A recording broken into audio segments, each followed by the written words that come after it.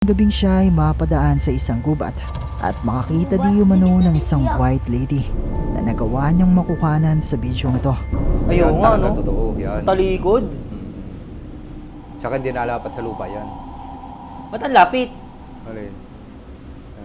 Ang lapit masyado. Huwag kang haharap. Hindi kaya parang baliw-baliwan. Utang, wala! yun, totoo, yun. Makikita sa bidyong ito nawala eh. ang isang babae na may mahabang itim na buhok. Ay, laki yung Hindi, ulo ko. tsaka hindi siya nakatungtong na sa ayon lupa nga eh. sa ating Ano? sender. Hindi siya nakatungtong sa lupa. Oo, bigyan na wala, no? Kapit sa damit ni Daddy Ram Ram. Hindi, walang mukha yan. Delikado. Uy!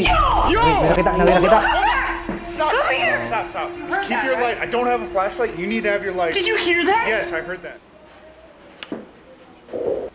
Yo! Wala. Oh, look! Stop! Nasa harap lang.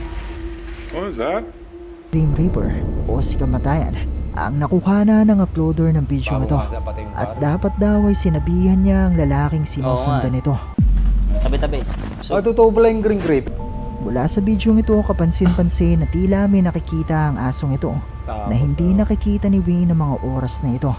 Pero sa bidyong ito ay ilang ulit na makikita ang paglitaw ng tila mga itim na orb o imahe at maririnig pa ang tila boses ng isang tao